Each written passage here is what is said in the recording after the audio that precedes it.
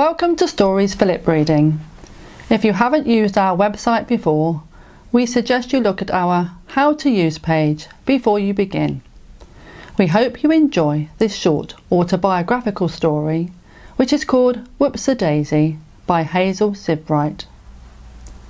Whoops A Daisy by Hazel Sivwright.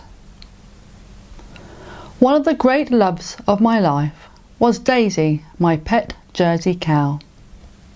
She died at the age of 20, and I still miss her antics.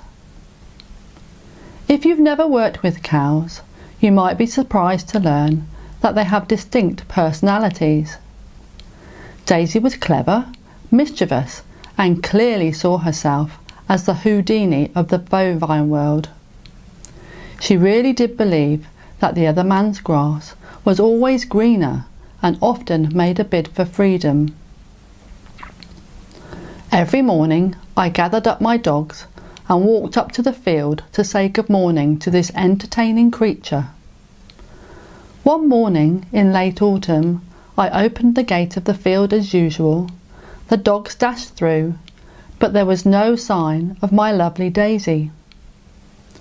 I was immediately worried that she had escaped again, so calling her name, I started to walk along the ancient hedgerow which separated my field from my neighbour's garden. Could there be a gap? It didn't seem likely. The hedge was over 100 years old, very wide and dense with hawthorn, hazel and brambles. Suddenly I heard her trampling about. She had managed to push her way through the tangled branches, and impervious to the scratches, had travelled about 20 feet up the middle of the hedge. Now she was stuck and distressed. I plunged in, following her route more or less, but then my trousers caught on something. The more I struggled, the more ensnared I became in brambles. There was only one thing for it. I was going to have to undress. Twisting and turning, I managed to wriggle out of my trousers and shoes. It was extremely chilly, but I didn't mind that. I was far more worried about being spotted from my neighbour's house, or greeted by a passing dog walker.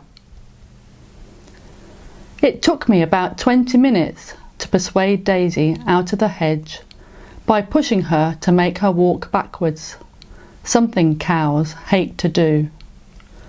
I was cold, scratched and exasperated, but, like all devoted pet owners, as soon as I knew my beloved Daisy was safe, I forgave her immediately. Seeing her grazing happily back in her field was reward enough.